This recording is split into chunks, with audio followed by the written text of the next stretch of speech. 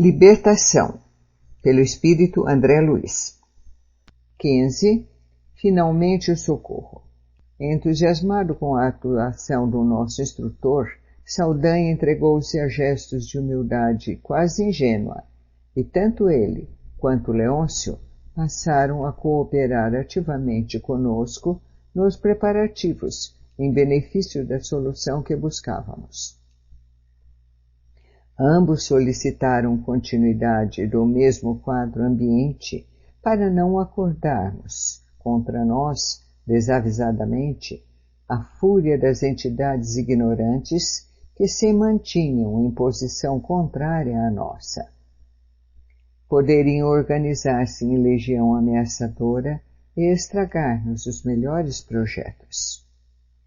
Conheciam processos de auxílio iguais àquele em que funcionávamos e permaneciam informados quanto ao potencial da zona inimiga, do centro da qual poderiam surgir, de imediato, centenas de adversários em massa contra aquela instituição doméstica menos preparada a resistir um cerco de semelhantes jarias. Ouvindo-lhes os pareceres, atentei para a situação de Gaspar, sem dissimular minha justificada estranheza. O hipnotizador, de presença desagradabilíssima pelos fluidos menos simpáticos que emitia, continuava ausente de nossas conversações. O próprio olhar, quase vítreo, incapaz de fixar-nos, dava a ideia de paralisia da alma, de petrificação do pensamento. Não podendo sofrear a curiosidade por mais tempo, indaguei de Gúbio quanto ao que lhe ocorreria. Que significava aquela máscara psicológica do magnetizador das sombras? Jazia surdo, quase cego, plenamente insensível. Respondia às mais longas e importantes perguntas através de monossílabos, de modo vago, que demonstrava insistência irredutível no setor de flagelação à vítima. O orientador, agora liberto de cuidados, esclareceu prestimoso. Andréa, há obsessores marcadamente endurecidos de coração que se petrificam quando, sob a influência de perseguidores ainda mais fortes e mais perversos que eles mesmos. Inteligências temíveis das trevas absorvem certos centros perispiríticos de determinadas entidades que se revelam pervertidas e ingratas ao bem e utilizam-nas como instrumentalidade na extensão do mal que elegeram por sementeira na vida. Gaspar encontra-se nessa situação. Hipnotizado por senhores da desordem, anestesiado pelos raios entorpecentes, perdeu transitoriamente a capacidade de ver, ouvir e sentir com elevação. Demora-se em aflitivo pesadelo à maneira do homem comum, dentro do qual a dilaceração de Margarida se lhe torna a ideia fixa obcecante. Mas não poderá reintegrar-se na posse dos sentidos naturais? Inquiri sob forte impressão. Perfeitamente, o magnetismo é uma força universal que assume a direção que lhe ditarmos. Passes contrários à ação paralisante restituirão a normalidade. Tal operação, contudo, exige momento adequado.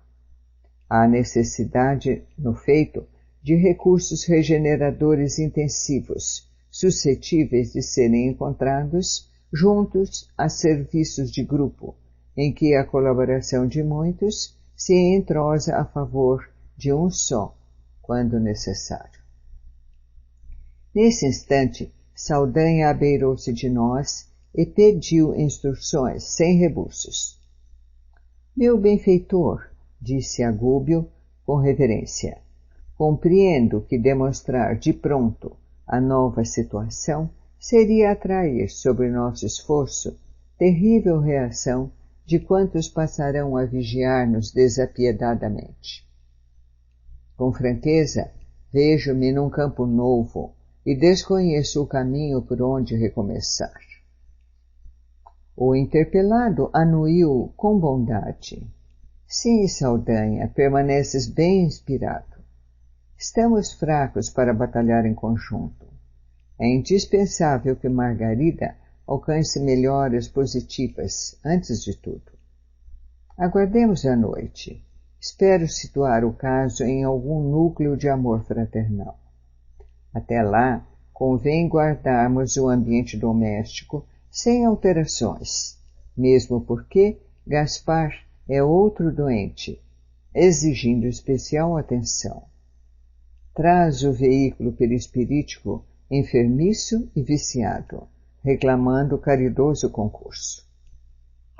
Mal não havia terminado a observação e Gabriel entrou no aposento e abeirou-se da esposa, desalentada e abatida. Gúbio, agora senhor da situação, aproximou-se do rapaz sem alarde e colocou sobre a fronte dele a destra paternal, dominando-lhe, no cérebro, as zonas diretas da inspiração, dando curso, naturalmente, a forças magnéticas, suscetíveis de inclinar o problema de assistência à solução favorável. Reparei que o esposo de Margarida, sob a influência renovadora, passou a contemplar a companheira enternecidamente. Tomou-lhe as mãos com sincera ternura e falou, espontâneo. Margarida, dói-me ver-te assim, sob desânimo tão profundo. Pequena pausa pesou sobre ambos, contudo, ao cabo de alguns momentos, tornou o marido de olhos iluminados por indefinível esperança. Ouve, uma ideia súbita me brotou no pensamento. Desde muitos dias estamos atropelados por remédios violentos e medidas drásticas que não te socorreram com a eficiência precisa. Consentes em que eu peça, em nosso favor, o concurso de algum amigo interessado em espiritismo cristão? Tocada por aquela onda de abençoado carinho que fluía imperceptivelmente de Gúbio por intermédio de Gabriel, a doente abriu os olhos, cheio de interesse novo, como quem encontrara inesperada senda salvadora, e concordou, feliz. Estou pronta, aceitarei qualquer recurso que consideres, por tua vez, justo e digno. O esposo, num transporte de esperança, saiu precipitadamente, acompanhado de Gúbio, que nos recomendou a permanência ao lado de Saldanha, em preparativos de serviço para a noite próxima. Na intimidade do ex-perseguidor, não perdi tempo. Internara-me em atividade absolutamente nova para mim e desejava ampliar conhecimentos e recursos. Considerei que um trabalhador incompleto, em minha posição, precisa estudar sempre e, aproximando-me do verdugo, transformado em amigo, interroguei. Saldanha, como explicar tamanho temor de nosso lado perante os companheiros retardados? Ele fixou em mim um olhar espantado e observou. Meu caro, conheço suficientemente este capítulo. Se nos dispusermos a lutar abertamente, conservando conosco esta jovem senhora enferma, em padrão físico de menor resistência, o malogro em nossos objetivos de socorro a ela será questão de alguns minutos. Nos círculos inferiores em que nos encontramos, a maldade é a força dominante, em quase toda parte, contando com intérpretes que nos vigiam através de todos os flancos, e não nos é fácil escapar. Para combater o mal e vencê-lo, urge possuir a prudência e a abnegação dos anjos. De outro modo, é perder o tempo e cair, sem defesa, em perigosas armadilhas das trevas. O novo aliado relanceou o olhar pelo quarto, a fim de certificar-se de que não vínhamos sendo ouvidos por adversários comuns, e prosseguiu. Eu mesmo, logo depois de minha vinda, tudo fiz por fugir ao mal, mas em vão. Velhas orações por mim aprendidas no recesso do lar, que o tempo não consumiu de todo em meu espírito, articuladas então por minha boca, mereceram um sarcasmo cruel dos inimigos do bem. Em verdade, pensamentos menos dignos me povoavam a cabeça, mas a vontade de melhorar-me era sincera em meu coração. Esforcei-me de alguma sorte, reagi quanto pude. Todavia, meu impulso para o bem legítimo era, no fundo, um sopro frágil à frente de um tufão. Ao contato dessa gente desencarnada, infeliz e vingativa, perdi o resto da compostura moral que procurava debalde sustentar.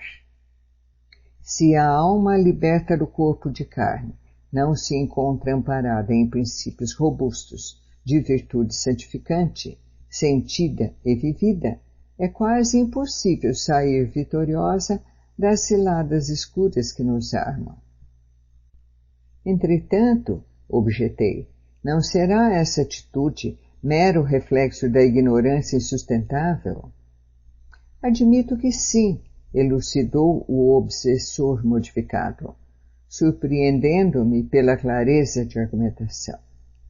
Todavia, não desconheces que a maior dificuldade não nasce da ignorância em si mesma, mas de nossa dureza contrária à capitulação indispensável. A sabedoria golpeia a insciência, a bondade humilha a perversidade, o amor verdadeiro sitia o ódio num círculo de ferro. No entanto, aqueles que são surpreendidos no campo da inferioridade manobram contra o bem deliberadamente. 1000 armas de despeito, calúnia, inveja, ciúme, mentira e discórdia, provocando perturbação e desânimo. Assinalando-lhe a palavra tão fortemente esclarecida, cuja desenvoltura e acerto me assombravam, ponderei. Teu próprio caso é um exemplo vivo. Espanta-me o cabedal de teus comentários inteligentes. De nenhum modo poderia ser um ignorante. Ah, sim, replicou o ex-verdugo, sorrindo. Inteligência não me falta. Leitura, idem. Estou positivamente informado com relação aos deveres de ordem geral que me competem. Faltava-me, contudo, a companhia de alguém que conseguisse mostrar-me a eficiência e a segurança do bem, no meio de tantos males. Imagina um esfomeado ao ouvir discursos. Acreditas que as palavras lhe satisfaçam as exigências do estômago? Isso foi precisamente o que me ocorreu. Preocupado com a esposa e a nora, desencarnadas em terrível desequilíbrio, atormentado pelo filho louco e pela neta em perigo, não havia espaço mental em minha cabeça para simplesmente louvar teorias salvadoras. O benfeitor Gúbio, no entanto, demonstrou-me que o bem é mais poderoso que o mal. Isto para mim bastou à saciedade. Nas dúvidas, o esclarecimento benéfico traduz verdadeira caridade. Reparou em derredor com extrema desconfiança no olhar e acentuou. Sei, porém, de experiência própria, quem são os revoltados em cuja equipe trabalhei até ontem. Francamente, ainda não sei com certeza que será de mim mesmo. Perseguir-me-ão sem tréguas. Se puderem, conduzir-me-ão ao vale da miséria e da penúria. Noto, contudo, que transformação salutar me possui agora o espírito. Convenci-me de que o bem pode vencer o mal, e espero que o nosso instrutor não me abandone. Ainda que eu sofra, a ele acompanharei. Não pretendo regressar ao repugnante caminho percorrido. Leôncio, que nos fitava atencioso, registrando-nos a conversação, asseverou por sua vez: eu também não mais posso servir nas fileiras da vingança. Estou farto. Hipotequei aos dois nossa simpatia e prometi-lhes, em nome de nosso orientador, que lhes não faltaria acolhimento em plano superior. Sorriam satisfeitos quando Gúbio retornou ao compartimento da enferma, notificando que o problema fora resolvido. Margarida e o esposo compareceriam na noite próxima a uma reunião familiar, importante setor de socorro mediúnico. A doente encarnada e Gaspar, o hipnotizador traumatizado, receberiam recursos eficientes. Com ansiedade, aguardamos o anoitecer. De quando em quando, Gúbio colocava a destra sobre a fronte da enferma, como a acentuar-lhe a resistência geral. Por volta de 20 horas, um automóvel recebia o casal, que se fez acompanhado por nós e pelo grande número de ovoides ainda ligados à cabeça da enferma, sob processo de imantação.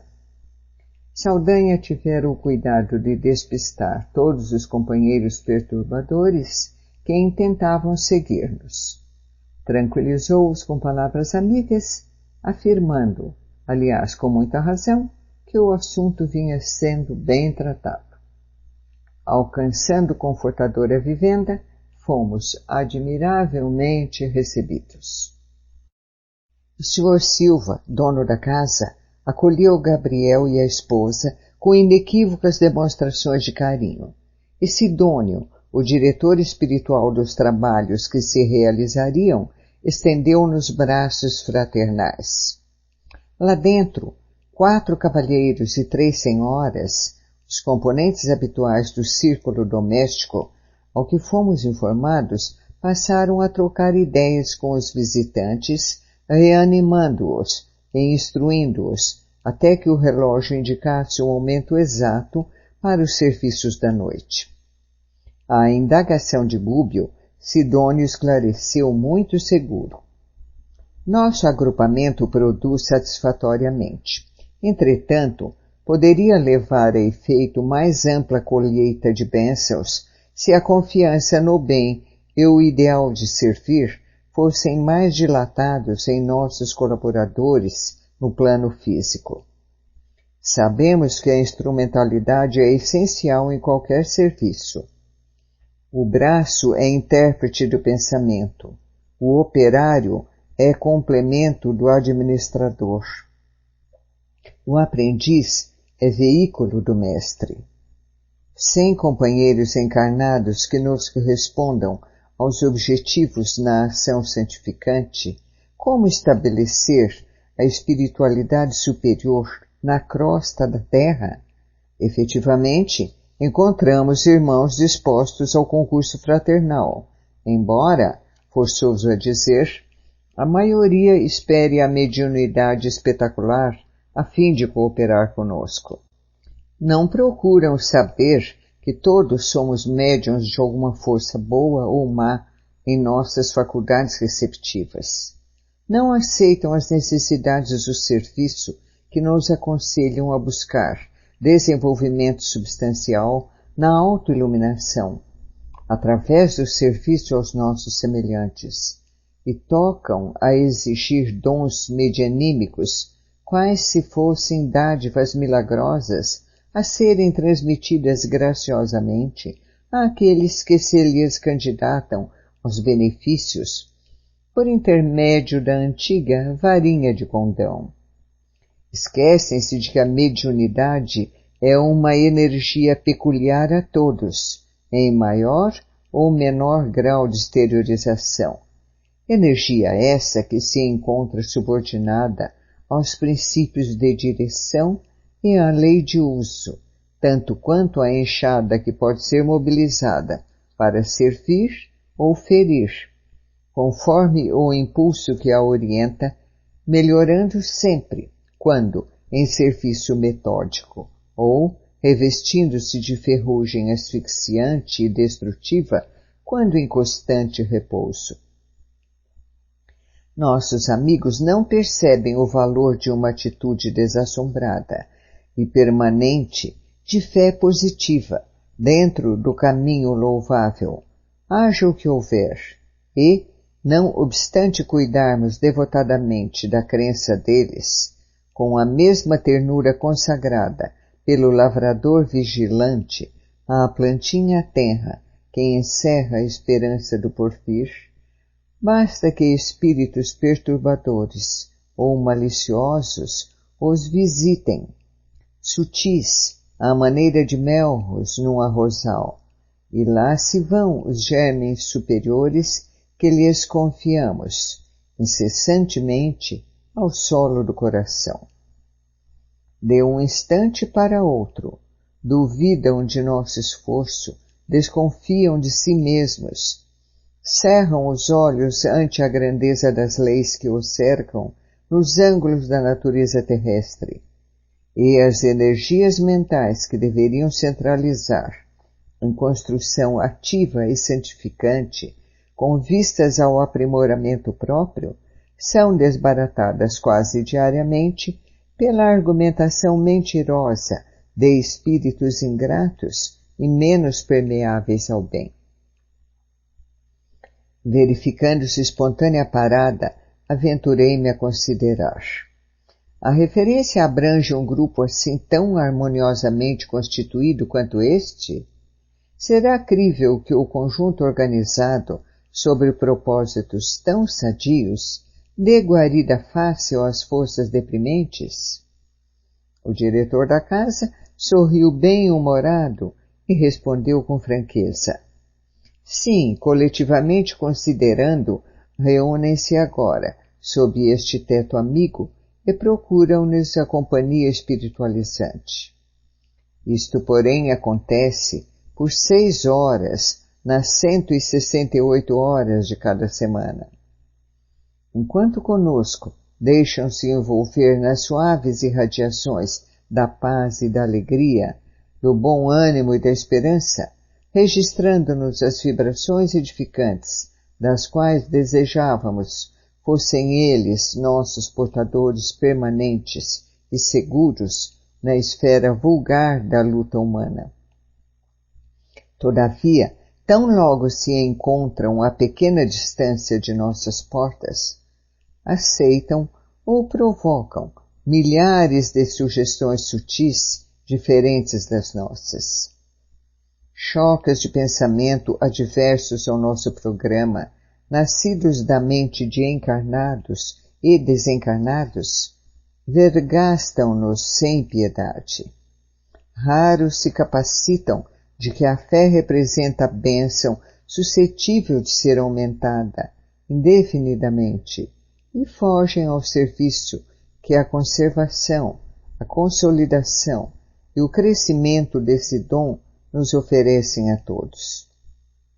Além disso, quando esse ou aquele irmão revela disposições mais avançadas para servir ao bem de todos em favor do Império da Luz, costuma ser imediatamente visitado, nas horas de sono físico, por entidades renitentes na prática do mal, interessadas na extensão do domínio das sombras, que lhe desintegram convicções e propósitos nascentes com insinuações menos dignas, quando o espírito do trabalhador não está convenientemente apoiado no desejo robusto de progredir, redimir-se e marchar para a frente.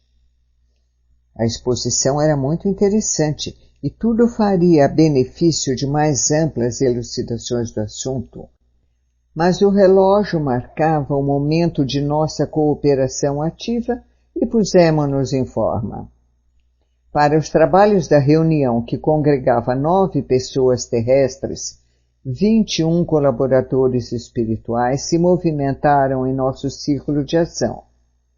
Gúbio e Sidônio, em esforço conjugado, efetuaram operações magnéticas ao redor de Margarida, desligando finalmente os corpos ovoides que foram entregues a uma comissão de 6 companheiros que os conduziram cuidadosamente a postos socorristas. Logo após, enquanto a prece e os estudos evangélicos se faziam ouvir dentro das contribuições de nosso círculo, grande cópia de força neúrica, com a devida compensação em fluidos revigoradores de nossa esfera, foi extraída, através da boca, narinas e mãos dos assistentes encarnados, força essa que Gúbio e Sidônio aplicaram sobre Margarida e Gaspar, no evidente intuito de restaurar-lhes as energias perispiríticas.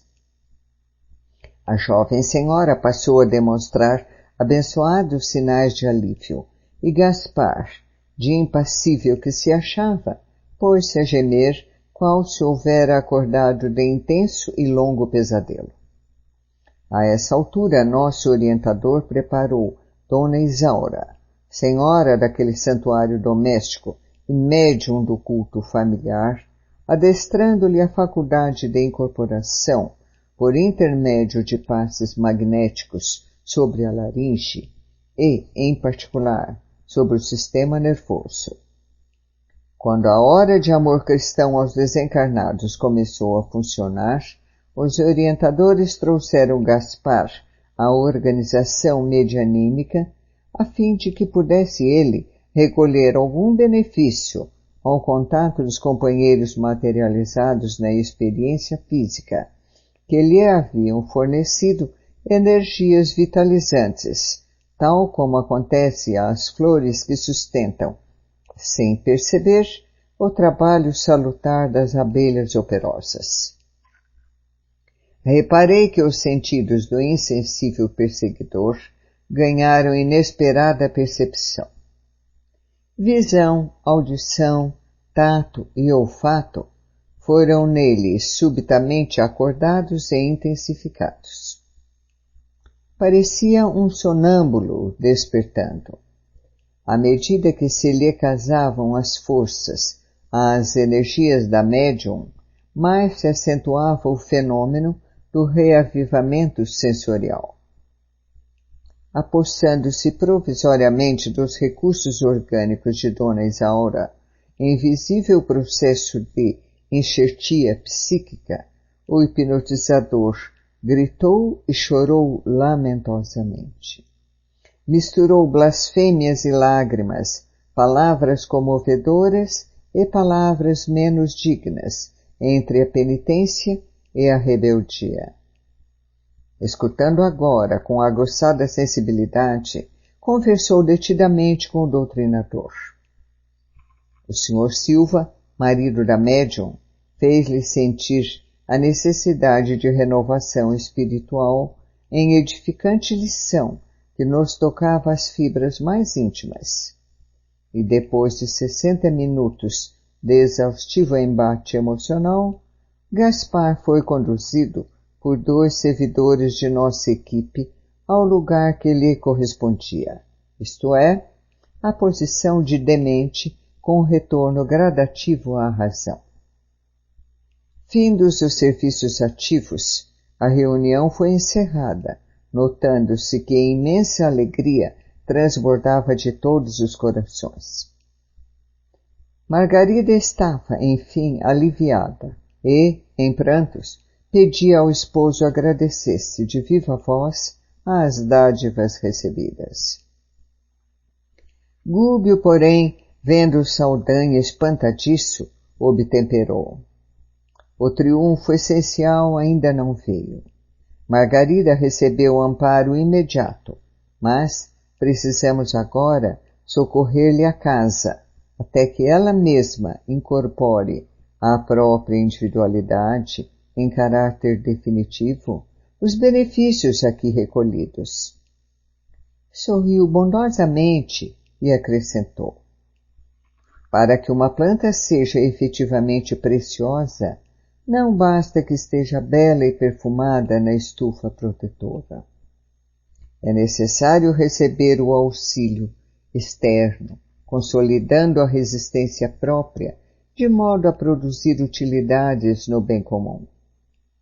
E passando a entender-se com Sidônio, aceitou a colaboração, por 10 dias sucessivos, de 12 companheiros espirituais incorporados ao agrupamento destinado a reforçar as atividades defensivas na moradia de Gabriel, de vez que, segundo Saldanha e Leôncio, do dia seguinte em diante teríamos guerra aberta com os assalariados de Gregório, que viriam naturalmente sobre nós, temíveis e insistentes.